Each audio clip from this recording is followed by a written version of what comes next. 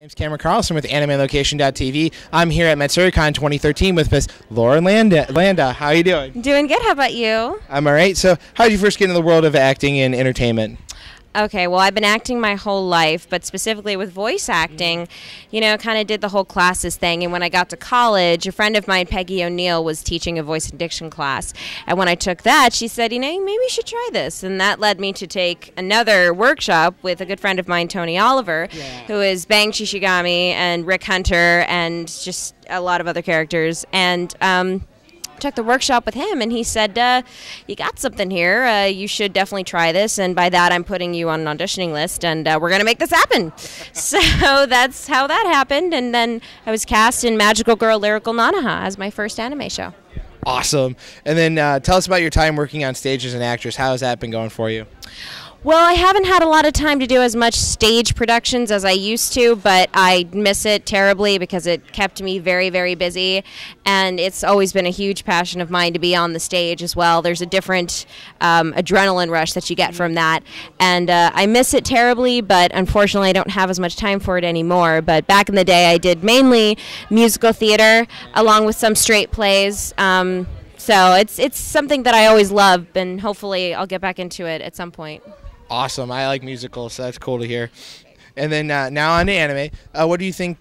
What did you think when you were working on the series Magical Girl Madoka? How was that working with all that talent that was available? Well, Madoka was very interesting because when I received the casting notice, or the audition notice, excuse me, the casting director said, now this show's kind of big, but we want you to audition for it. So immediately I said to myself, thanks, pressure. All right. So when I auditioned for it, I actually auditioned for all of the girls except for Madoka, and I actually auditioned for Kyubey as well. And I really wanted either Homura or Kyoko, and luckily I got one of the two, and Kyoko is a total badass, so she's amazing.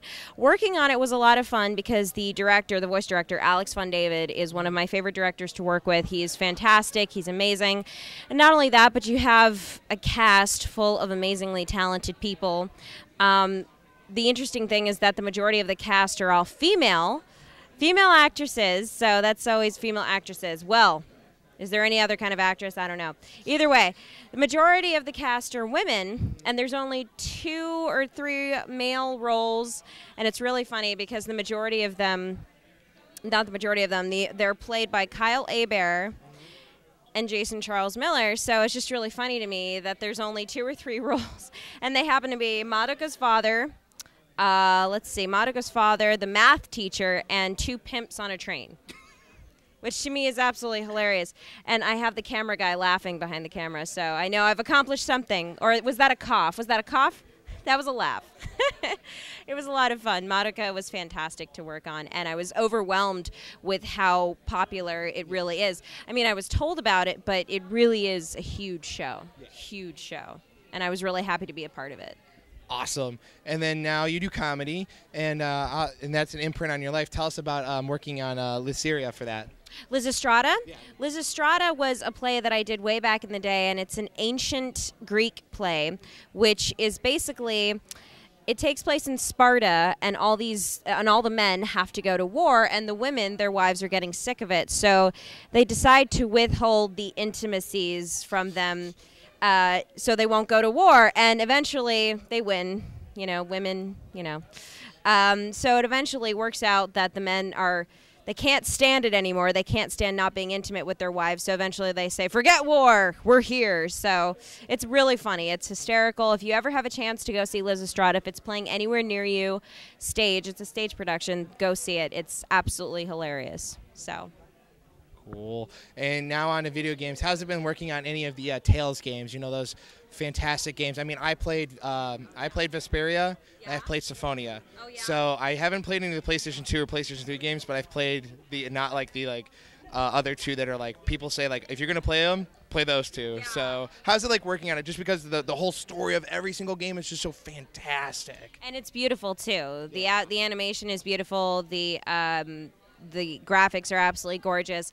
The first Tales game that I was in was Tales of Graces, which I played Little Queen in that.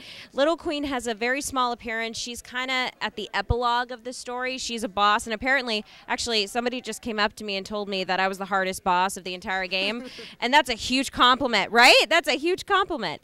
And then the other game, which just came out about 2-3 weeks ago, is Tales of Exilia, and I play Leia in that, and that's actually, I've had a blast working on all the Tales games that I've had a chance to be a part of, especially with the production team behind it. It's one of my favorite production teams, so it's fantastic, and Tales is just awesome in general. So the characters are absolutely great. Unfortunately, Leia has a thing for Jude, but honey, it's never going to happen. It's never going to happen, sorry.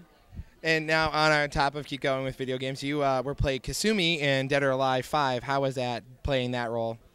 It was overwhelming because when I got the notice that I was cast as Kasumi, at first I didn't know who it was. I didn't know which person was the main character.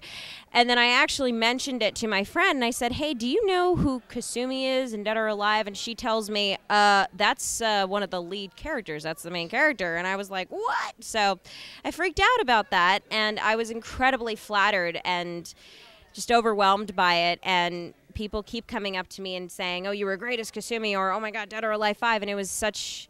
It's wonderful to hear those things. It's absolutely wonderful. And I never get tired of hearing it because it's so much appreciated. But playing Kasumi, it's a big deal. For me, at least. You know, it's something that I will hold on to forever, for the rest of my career. So. No, that's it. Okay. And now you get to work alongside Miss Christina V. How's it like working alongside her when you get to do video games such as Skullgirls and all that fun stuff? That Skullgirls is a fantastic game, and the fact that it has such a great community backing it, especially with the Kickstarter to make even more characters for it. How is it like working with her? Well, Christina and I have worked on several things together, including Magical Girl, Lyrical Nanoha, Familiar of Zero. We've worked on a lot of projects together, BlazBlue.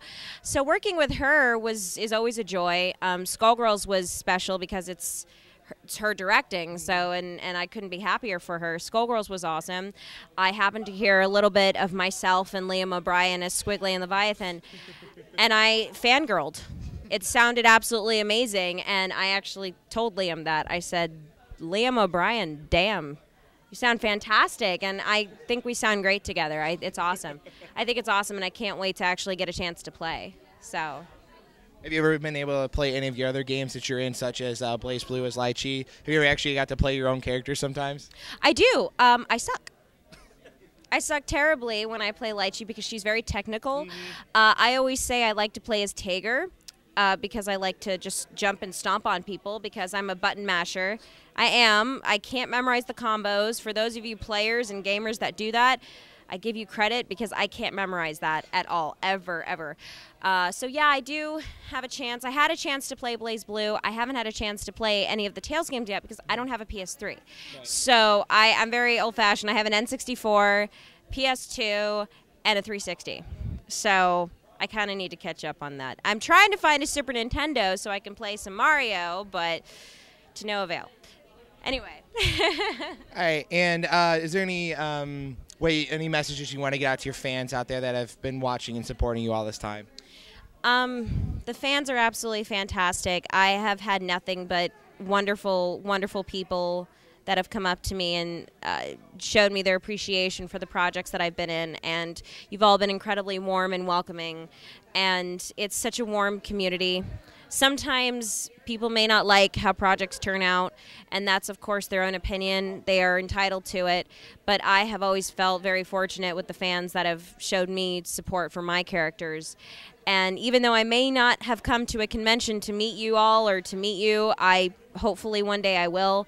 And if not, then come out to a convention because I will gladly show you my appreciation for it. And any cool projects you want fans to know about to probably check out that you got coming up? Oh, dear. I don't think there's any projects that I can talk about. I have a couple in the works, and I've recorded a few, which, they're kind of big deals, but they will be coming out. I don't know when, but look forward to it. Awesome. Thank you so much for coming out and talking with us here at AnimeOnLocation.tv. Thank you so much.